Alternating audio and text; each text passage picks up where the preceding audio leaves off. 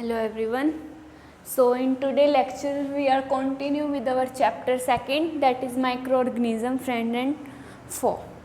Last video में हमने study किया था माइक्रोऑर्गेनिज्म जो होते हैं वो फूड के तौर पे हम कैसे लेते हैं, मेडिसिन में उनका कैसे यूज़ होता है। अब हम स्टडी करते हैं nitrogen fixation and soil fertility. Microorganism का यूज़ नाइट्रोजन फिक्सेशन और सॉइल फर्टिलिटी में किस तरह से होता है। हमें पता है जो प्लांट्स होते हैं वो नाइट्रोजन को यूज़ करते हैं क्या बनाने के लिए, खुद प्रोटीन बनाने के लिए। ठीक है, जो प्लांट्स होते हैं वो एटमॉस्फेरिक नाइट्रोजन का यूज़ करते हैं क्या बनाने के लिए, प्रोटीन बनाने के लिए। हमारी एटमॉस्फेयर के अंदर 78% क्या प्रेजेंट होती है, नाइट्रोजन प्रेजेंट होती है। अब प्लांट्स इस 78% नाइट्रोजन को कैसे यूज़ करते हैं प्रोटीन बनाने के लिए। सारी की सारी क्वांटिटी तो नहीं यूज़ कर सकते, तो वो किस मेथड से इसको यूज़ करते हैं हम वो पढ़ेंगे। प्लांट जो होते हैं वो डायरेक्टली नाइट्रोजन को नहीं लेते। ठीक है, प्लांट्स की जो रूट्स होती हैं उनके पास छोटी छोटी लेग्यूम, छोटी छोटी ट्यूब लाइक स्ट्रक्चर निकल आता है जिसको हम क्या बोलते हैं, रूट नोड्यूल्स बोलते हैं। क्या बोलते हैं, रूट नोड्यूल्स। पीनट प्लांट्स देखें, लेग्यूम प्लांट देखें तो उन प्लांट्स की छोटी छोटी आउटग्रोथ निकल आती हैं रूट्स में, जिनको हम बोलते हैं रूट नोड्यूल्स। ये जो रूट नोड्यूल्स होती हैं ये एक बैक्टीरिया कंटेन करती हैं, जिस बैक्टीरिया को बोलते हैं राइजोबियम। ये जो रूट नोड्यूल्स होते हैं इनके पास बैक्टीरिया होता है जिसको बोलते हैं राइजोबियम बैक्टीरिया। जो बैक्टीरिया होता है ये क्या करता है, जो एटमॉस्फेरिक नाइट्रोजन प्रेजेंट थी, एटमॉस्फेरिक नाइट्रोजन प्रेजेंट थी, उस नाइट्रोजन को किसके अंदर कन्वर्ट कर देता है, nitrates, nitrites, ammonia. Atmospheric nitrogen को वो कन्वर्ट कर देता है नाइट्रेट्स, नाइट्राइट्स और अमोनिया के अंदर।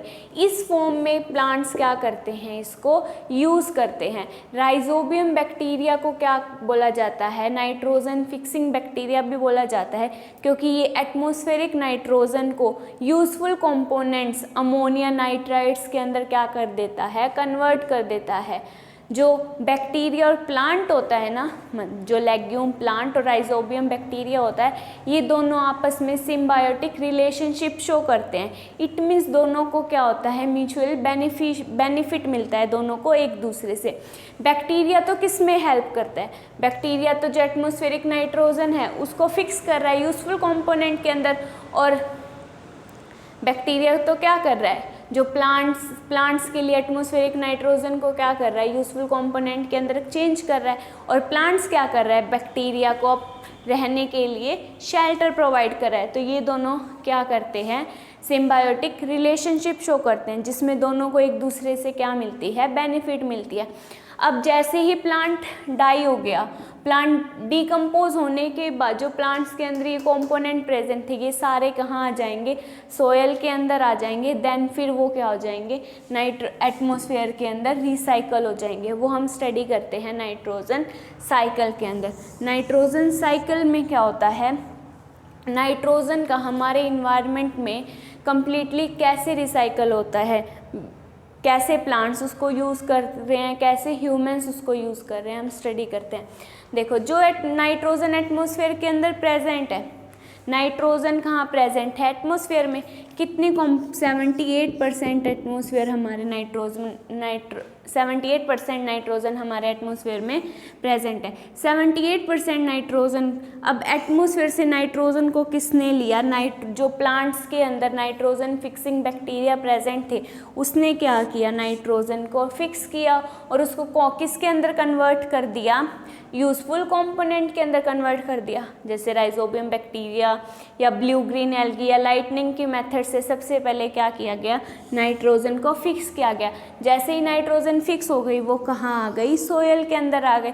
सोयल के अंदर क्या हो गया, वो यूजफुल कंपोनेंट के अंदर नाइट्राइट्स, अमोनिया के अंदर कन्वर्ट हो गई। देन उसको किसने यूज़ किया, प्लांट्स ने यूज़ किया। प्लांट्स ने नाइट्रोजन को यूज़ किया क्या बनाने के लिए, प्रोटीन बनाने के लिए। जैसे ही प्लांट की अब डेथ होती है, ये जो नाइट्रोजन थी ये फिर से कहाँ रिलीज़ होती है, एटमॉस्फेयर के अंदर रिलीज़ हो जाएगी। अब प्लांट से एक और प्लांट्स को अगर एनिमल ने ईट कर लिया तो वो नाइट्रोजन कहाँ चली गई? बाय ईटिंग से एनिमल के पास, एनिमल की बॉडी में आ गई। एनिमल की जैसे ही अब डेथ होती है तो नाइट्रोजन फिर से कहाँ रिलीज़ हो जाती है? हमारी एटमॉस्फेयर के अंदर। तो ये जो सर्कुलेशन चल रहा है नाइट्रोजन के एटमॉस्फेयर के अंदर, इसको बोलते हैं हम नाइट्रोजन साइकिल। उसके बाद जो सोयल होती है उसके अंदर कुछ एक बैक्टीरिया प्रेजेंट होते हैं जो नाइट्रोजन कंपाउंड बने हैं उसको नाइट्रोजन गैस के अंदर कन्वर्ट करने के लिए। जब प्लांट्स की डेथ होती है तो उस टाइम पे जो प्लांट्स में नाइट्रोजन कंपाउंड की फॉर्मेशन हुई थी, लाइक जो अमोनिया नाइट्रेट्स बने थे, उनको नाइट्रोजन गैस के अंदर फिर से कन्वर्ट करने के लिए प्लांट्स के अंदर कुछ बैक्टीरिया प्रेजेंट होते हैं जिनको क्या बोलते हैं? डीनिट्रीफाइंग बैक्टीरिया।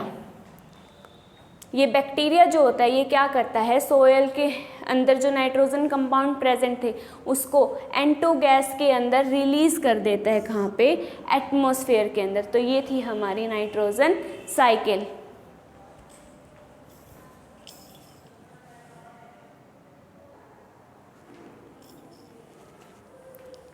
नेक्स्ट टॉपिक आता है हमारा हेल्पिंग द इन्वायरमेंट। कुछ माइक्रो ऑर्गेनिज्म जैसे कि फंजाई हुआ, एल्गी हुई, वो क्या करते हैं? इन्वायरमेंट के अंदर बैलेंस को मेंटेन करते हैं। ऑर्गेनिक मैटर जो होता है उसको क्या करते हैं? डिकम्पोज करते हैं यूज़फुल सब्सटेंस के अंदर। तो इससे वो क्या कर रहे हैं? इन्वायरमेंट के अंदर एक क्या बना रहे हैं? बैलेंस क्रिएट कर रहे हैं। जो भी ऑर्गेनिक मैटर है उसको हेल्प कर रहे हैं डिकम्पोजिशन में। डिकम्पोज होने के बाद वो किसके लिए यूज़फुल है? सॉइल के लिए यूज़फुल है। जैसे कि सेप्रोफिटिक बैक्टीरिया होता है। जो सेप्रोफिटिक बैक्टीरिया होता है वो क्या करता है? जो डेड डिकेइंग मैटर है उसके ऊपर फीड करता है और उनको यूज़फुल कंपोनेंट के अंदर क्या कर देता है? ब्रेक डाउन कर देता है, जो हमारे सॉइल के लिए, सॉइल की फर्टिलिटी को क्या करते हैं? इंक्रीज़ करते हैं। तो ऐसे कुछ जो बैक्टीरिया, फंजाई, एल्गी हैं वो हमारे इन्वायरमेंट के लिए भी क्या होते हैं? नेसेसरी होते हैं, हेल्प करते हैं इन्वायरमेंट को बैलेंस करने की। कुछ एक नेचुरल स्कैवेंजर की तरह एक्ट करते हैं, कुछ एक नेचुरल रिसाइकल होते हैं। हमारे इन्वायरमेंट को ऑटोमेटिकली वो क्या करते रहते हैं? क्लीन करते रहते हैं। नेक्स्ट आता है useful bacteria in human body. Human body के अंदर भी कुछ बैक्टीरिया क्या होते हैं? यूज़फुल होते हैं। हमारी जो इंटेस्टाइनल बैक्टीरिया होता है वो क्या करता है? हमारी डाइजेशन में हेल्प करता है और हार्मफुल बैक्टीरिया जो हमारी बॉडी के अंदर हार्मफुल माइक्रो ऑर्गेनिज्म है उसको क्या करता है? किल करता है। लैक्टोबैसिलस एसिडोफिलस, ये जो बैक्टीरिया इंटेस्टाइनल बैक्टीरिया है, ये बैक्टीरिया जो होता है ये क्या करता है? एक तो हमारे डाइजेशन में हेल्प करता है, कुछ एक विटामिन्स की फॉर्मेशन में हेल्प करता है और जो हार्मफुल ऑर्गेनिज्म हमारी बॉडी के अंदर प्रेजेंट है उनको क्या करता है? ये किल करता है। तो कुछ बैक्टीरिया हमारे लिए, कुछ माइक्रो ऑर्गेनिज्म हमारी ह्यूमन बॉडी के लिए क्या होते हैं? यूज़फुल होते हैं और कुछ क्या होते हैं? हार्मफुल होते हैं। जैसे लैक्टोबैसिलस एसिडोफिलस जो बैक्टीरिया है वो क्या करता है? ये हमारे लिए यूज़फुल होता है। ये हमारी इंटेस्टाइन में रहता है जो डाइजेशन में हेल्प करता है, विटामिन्स की फॉर्मेशन में हेल्प करता है और micro organism, foreign micro organism जो हमारी बॉडी में एंटर करता है उसको क्या करता है? ये किल करता है।